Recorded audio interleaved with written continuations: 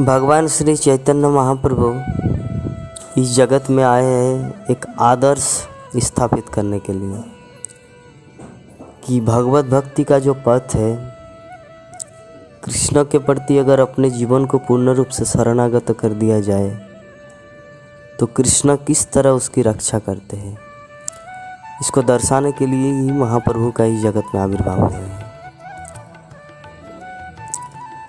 महाप्रभु का एक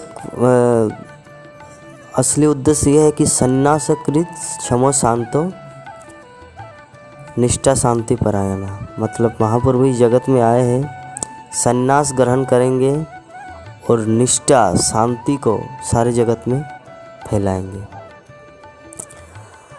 तो जब महाप्रभु का संन्यास होने वाले थे तो उनका जो पिता जगन्नाथ मिश्र वो तो पहले ही इस जगत को छोड़ के चले गए। तो उनके घर में थी बूढ़ी माँ सच्ची माता और थी युवती पत्नी। तो महाप्रभु का केश राशि इतना सुंदर था, तो संन्यास आश्रम ग्रहण करने के लिए केश मुंडन करना पड़ता है। तो एक था सैलून वाला जिसका नाम था मधु लापित। तो मधु जब मुंडन कर रहे थे महाप्रभु का, तो मधु के आँखों से जो आंसू निकले, तो आंसू के माध्यम से महाप्रभु का पूरा केश राशि भीग गया और मुंडन करने लगा। तो मधु लापित का यही लास्ट मुंडन था और जीवन में वो किसी का और मुंडन नहीं किए, क्योंकि उस दिन वो इतना रोया क्योंकि महाप्रभु का केश राशि, महाप्रभु का सुंदर मुखमंडल इतना सुंदर था केश राशि के, लेकिन जब वो मुंडन हो गया तो एकदम कैसा लग रहा है। तो जो भी हो, जिसके कारण मधु पंडित को बहुत दुख हुआ, बोले कि हम जीवन में कभी मुंडन नहीं करेंगे और खूर, मतलब वो जो खूर ही और जीवन में टच नहीं करेंगे। संन्यास ले लिया वो भी, जैसे महाप्रभु संन्यास ले लिया अपने बाल का, उसी प्रकार मधु लापित भी अपना जो खूर कर्म है उससे संन्यास ले लिया। तो महाप्रभु का संन्यास लीला हो गया। संन्यास वो तो रात्रि के समय, मध्यकालीन रात्रि, घर में माता है, युवती पत्नी है, माता को प्रणाम किए और वो विदाई लेके चला गया। तो कुछ दिन बाद एक मैसेज मिला, खबर मिला कि मेरी माता, मेरी पत्नी जो भी है, मतलब बहुत ही दुखद अवस्था में है। तो महाप्रभु कालना में आए और कालना में आने के बाद अपनी माँ से मिलने के लिए बेचैन हुआ। माँ से मिले भी तो माता को बोले कि माँ, मैंने बहुत बड़ा गलती कर दिया संन्यास लेकर, कि हमारे घर में कोई नहीं है, एकमात्र मैं ही एक पुरुष था परिवार के मेंटेन भरण पोषण करने के लिए, और मैं आपको छोड़ के चला गया, ये अच्छा नहीं किया, चलो हम इस संन्यास को त्याग देते हैं। तो महाप्रभु की माँ सच्ची माता का आदर्श माँ का उदाहरण के लिए उन्होंने स्थापित किया कि नहीं, ऐसा नहीं करना है, क्योंकि संन्यास तोड़ना मतलब धर्म की अवहेलना करना। तो महाप्रभु की माँ बोली कि देखिए, आप एक काम कीजिए, आप थोड़ा नज़दीक रहिए ताकि मुझे पता चले कि आपका संवाद, आपका खबर मुझे आता जाता रहे कि आप कैसे है, कैसा आपका भक्ति जीवन चल। इस तरह करके माता मतलब सुहृद, अपने पुत्र की अच्छे के लिए, भलाई के लिए माता सर्वदा चिंतित रहते हैं। तो इसलिए महाप्रभु को बोले। तब महाप्रभु ने डिसाइड किया जगन्नाथपुरी में। एक्चुअली महाप्रभु को जगन्नाथपुरी में रहने का आदेश उनकी माँ दिए, जिसके कारण महाप्रभु जगन्नाथपुरी में थे। तो जगन्नाथपुरी में रहते रहते मतलब पूरा कभी कभी भाव विभोर हो जाते थे। और इससे भी पहले घटना घटी थी कि महाप्रभु को नित्यानंद प्रभु बोले कि चलिए कुछ ग्वाल बाल गाय चरा रहे थे। ग्वाल बाल मतलब क्या, कालना में कुछ बच्चे गौ चरा रहे थे और पहले ही बच्चे लोगों को सिखा दिया था नित्यानंद प्रभु कि महाप्रभु आएंगे और आप लोगों को पूछेंगे कि यह वृंदावन है क्या, तब आप लोग बोल देना हाँ जी ये वृंदावन है। तो नित्यानंद प्रभु का बात सुनकर वो लोग पूरा रेडी था नाटक करने के लिए। तो इधर महाप्रभु को लेकर आया तो देखा कि यमुना की तरह, गंगा जो है ना यमुना की तरह, और गाय चरा रहे वो लोग। तो बोले कि ये वृंदावन है क्या, ये गोप बालक दिख रहे हैं। तो महाप्रभु बोले कि नित्यानंद प्रभु बोले कि जी हाँ। तब फिर वो गोप बालकों को जाके पूछा है क्या ये वृंदावन है, बोले कि हाँ वृंदावन है। तो उसके बाद अद्वैत आचार्य नाव लेकर आ रहे हैं। तो महाप्रभु बोले कि अद्वैत आप यहाँ क्या कर रहे हैं, बोले कि नित्यानंद प्रभु मुझे खबर भेजे कि यहाँ आने के लिए, तो इसीलिए आए। तो यहाँ पर बोले कि हाँ तो हम वृंदावन में नहीं है क्या। तो अद्वैत आचार्य बोले कि नहीं ये तो कालना है। तब वो महाप्रभु बहुत क्रोधित हुआ, बोले कि नित्यानंद प्रभु को बोले कि आप इतना बड़ा झूठ, इतना बड़ा नाटक, ये मुझे अच्छा नहीं लगा। तो इस संबंध में हम लोग देखते हैं कि भगवान की लीला किस टाइम बड़े भाई छोटा बन जाता है, छोटा भाई बड़ा। रामलीला में जब अगले दिन सीता देवी अग्नि में प्रवेश करेंगे, ओरिजिनल सीता अग्नि में प्रवेश करेंगे और नकली सीता निकलेगी और नकली सीता को रावण हरण करेगा। तो राम ने सीता को पूरा रात का कन्वर्सेशन हो गया, रात में वार्तालाप हो गया कि ऐसा ऐसा होगा तो आप अग्नि में प्रवेश कीजिए। लेकिन लक्ष्मण को कुछ पता नहीं है। अगले दिन सीता का हरण हो गया, लेकिन लक्ष्मण को तो ये सब का पता ही नहीं है कि ओरिजिनल सीता चली गई या डुप्लीकेट सीता, जिसके कारण उस टाइम लक्ष्मण था मोहित अवस्था में। और अभी इस लीला में, चैतन्य लीला में क्या हुआ, चैतन्य लीला में है भगवान चैतन्य महाप्रभु मूर्छित अवस्था में है। वो कहाँ वृंदावन में है या कालना में है या किसी तालाब के किनारे, वो कुछ पता नहीं है। लेकिन नित्यानंद प्रभु सब जानते हैं। तो इस मतलब ये बोलते हैं कि भगवान अपने भक्तों को, भगवान अपने शुभचिंतकों को अपने से ज़्यादा बड़ा मानते हैं। इसीलिए उस टाइम उस लीला में वो दूसरा लीला किया कि अपने आप को बड़ा समझे, इस लीला में वो नित्यानंद प्रभु को बड़ा किया। और भी इस तरह बहुत कुछ तो बहुत गुस्सा हुआ, क्रोधित हो गया। तब अद्वैत आचार्य बोले कि कोई चिंता नहीं, आप जहाँ भी रहते हैं ना वही वृंदावन है। और नित्यानंद प्रभु पूरा एक्सप्लेनेशन का शब्द बता दिए, व्याख्या करके बता दिए कि देखिए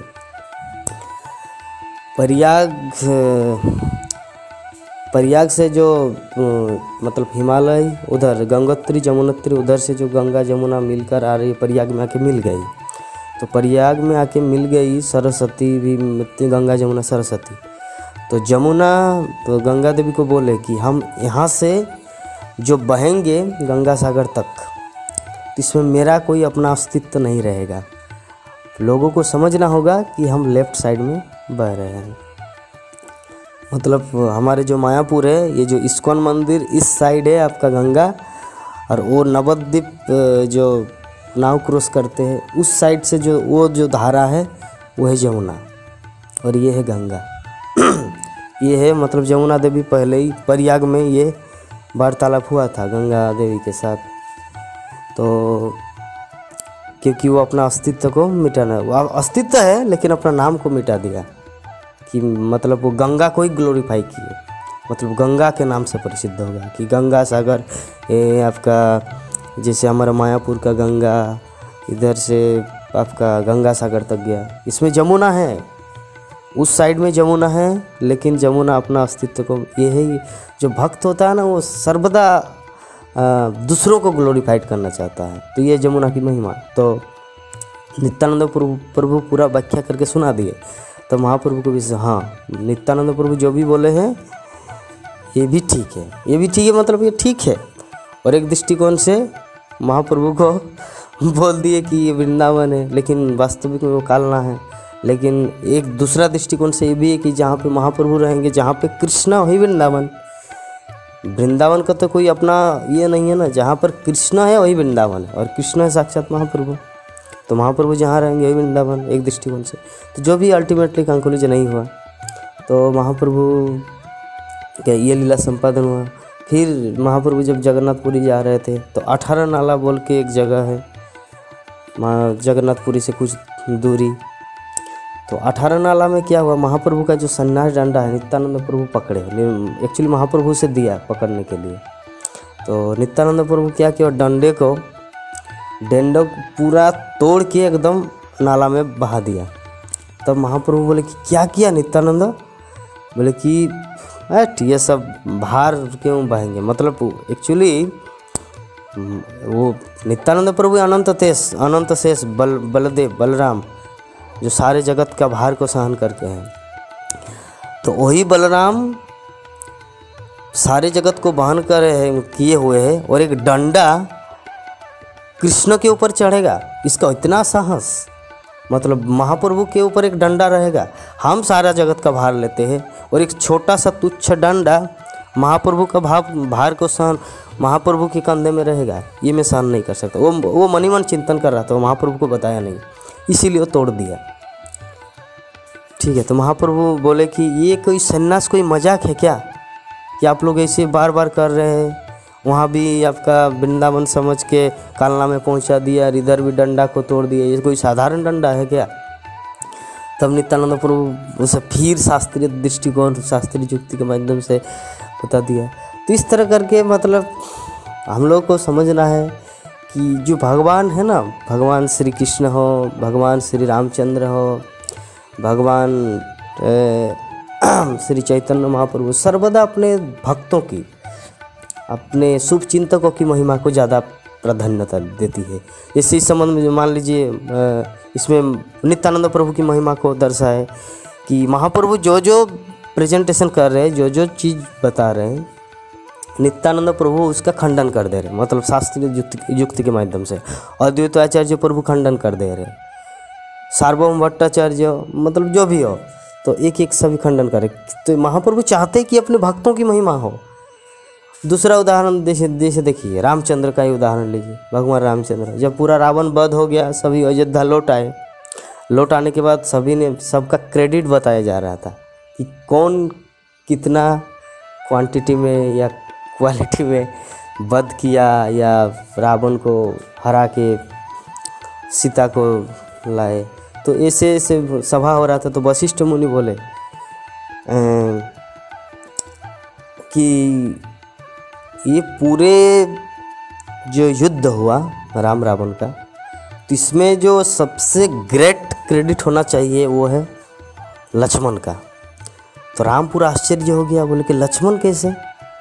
तब वशिष्ठ मुनि बताए कि देखिए कि इंद्रजीत जो है मेघनाथ, रावण का पुत्र, जब तक कोई इंद्रजीत को, मेघनाथ को नहीं मारेंगे तब तक कोई रावण को हाथ भी नहीं लगा पाएगा। और इंद्रजीत मेघनाथ को मारने के लिए 14 वर्ष तक ब्रह्मचारी रहना पड़ेगा, नारी का मुख दर्शन नहीं करना है।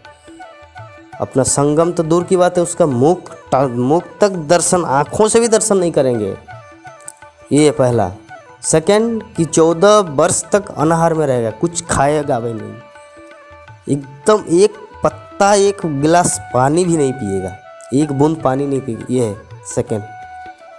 और 14 वर्ष तक जो निद्रा त्याग करेंगे, सोएगा भी नहीं। 3 चीज़ ग्रेट इंपॉर्टेंट इस मटेरियल वर्ल्ड, ये भौतिक जगत में ये 3 चीज़ को त्याग पाना बहुत ही असंभव है। और 3 चीज़ के लिए सारा जगत मोहित है कि संगम, मतलब स्त्री पुरुष का संगम, दूसरा है आहार, सब जीव के लिए निर्धारित है, तीसरा है निद्रा। लेकिन ये तीनों को जीत लिया कि निद्रा नहीं करेंगे, आपका मतलब सोएगा नहीं, खाएगा नहीं एवं किसी स्त्री का मुख दर्शन तक नहीं करेंगे। ये है लक्ष्मण का क्रेडिट। तो रामचंद्र बोले कि हम तो उसे रोज़ देते थे वन में फल। तो बोले कि तब लक्ष्मण बताए कि आप देते थे, लेकिन आप बोलते थे कि पकड़ो लक्ष्मण, इसे धरो, मतलब इसे आप खाने के लिए मुझे प्रेरणा नहीं देते, खाने के लिए बोलते भी नहीं। और मैं तो आपका आज्ञाकारी दास हूँ, क्योंकि मेरी माँ बोली है, सुमित्रा माँ, कि राम आपका बड़ा भैया ही नहीं, राम आपका पिता समान है। और एक पिता जो भी बोलेंगे उससे पालन करना आपके जीवन का उद्देश्य होना चाहिए। ये सुमित्रा माँ बोलती है। लक्ष्मण रिमाइंड कर दिया राम को, तो आप मेरे पिता समान हैं और आपके एक एक आदेश को, एक एक आज्ञा को पालन करना मेरे जीवन का धर्म है। तो आप मुझे जीवन में या 14 वर्ष के वनवास में कभी ये नहीं बोले कि लक्ष्मण ये खाओ, आप सिर्फ बोले कि लक्ष्मण ये पकड़ो। और मैं वही किया, मैं बस लिया और साइड में रख दिया, क्योंकि खाने के लिए मुझे ऑर्डर नहीं था, खाने के लिए आदेश नहीं था। तो यही है लक्ष्मण की महिमा। तो इसमें भी, और ये तो राम के माध्यम से लक्ष्मण की महिमा, लेकिन लक्ष्मण के माध्यम से और महिमा है उर्मिला की, लक्ष्मण की पत्नी निद्रा देवी आई थी। और निद्रा देवी आके बोली लक्ष्मण को कि आप 14 वर्ष तक सोएंगे नहीं तो हम किसका आश्रय लेंगे। तब उर्मिला सामने थी और उर्मिला बोले कि ठीक है, मेरे पति का जो जीवन का उद्देश्य है भगवान राम की सेवा करना, उनकी प्रसन्नता के लिए इतना कुछ सेक्रीफाइस करना, तो आप जो ये निद्रा चाह रहे, मतलब किसी के आश्रय, तो मैं वो निद्रा ले रहा हूँ। तो वो उर्मिला दिन में भी सोती थी, मतलब रात में वो अपने लिए सोती थी और दिन में सोती थी लक्ष्मण के लिए। क्यों? क्योंकि निद्रा का ये है। तो इससे पता चलता है कि कितना ग्रेट क्वालिटी है। मतलब भगवान अपने भक्तों की महिमा को किस तरह वर्धित करते हैं, हम लोग को ये सब समझना चाहिए। तो खैर लीला तो बहुत है, इस तरह हम लोग को सुनना चाहिए भगवान की लीला कथाएं। तो ये महाप्रभु की यही लीलाएं हैं। भगवान श्री कृष्ण मतलब हर लीला किसी दूसरे जगह से जुड़े हुए हैं। राम लीला से हो, कृष्ण लीला से हो, विष्णु पुराण, विष्णु लीला, प्रहलाद चरित्र, ध्रुव चरित्र, सब एक एक, अगर एक एक करके हम लोग लिंक देखेंगे तो सबका एक एक लिंक है। तो जो भी है, हम लोग को चाहिए इस तरह भगवान की लीला कथा में मग्न रहना चाहिए। भगवान की जितनी लीला कथा सुनेंगे, जितनी लीला कथा का आस्वादन करेंगे, हमारा जीवन उतना ही आनंदमय होगा। क्योंकि ये भौतिक जगत दुखों का घर है और आध्यात्मिक जगत आनंद से परिपूर्ण है। और हम सब है सच्चिदानंद, और सच्चिदानंद को चाहिए जैसे मछली को अगर पानी से बाहर निकाल दिया जाए तो तड़पता रहेगा, उसी प्रकार हम लोग वो आध्यात्मिक जगत की मछली है और हम लोग ये भौतिक जगत के रेगिस्तान में फेंक दिए गए। तो यहाँ पे बिना पानी के हम लोग रेंग रहे हैं। बिना पानी मतलब कृष्ण कथा है वो पानी, सिंचन, श्रवण कीर्तन सिंचन करो। चैतन्य चरितामृत में यही वर्णन है। नित्य सिद्ध कृष्ण प्रेम साध्य कबू नय, सर्वनादि शुद्ध चित्ते करिय उदय। मतलब ये जो शुद्ध कृष्ण प्रेम सबके हृदय में ऑलरेडी है। तो सर्वनादि शुद्ध चित्त, सर्वनादि मतलब हियरिंग, सुनना, भगवान के विषय में जितना सुनेंगे, सर्वनादि शुद्ध चित्ते करिय उदय, इसे उदय करना है। हमारे हृदय में जो कृष्ण प्रेम है, हमारे हृदय में जो भगवान कृष्ण की भक्ति है, भगवान को प्राप्त करने की जो इच्छा है, जो हम लोग पहले भगवान के साथ थे, ये सब का उदय, ये सब का रिलेशनशिप, ये सब हमारा स्थापित तब होगा जब हम लोग उस शुद्ध रूप से सुनेंगे, भगवान की कथा को सुनेंगे। ठीक है, हरे कृष्ण, धन्यवाद, प्रणाम।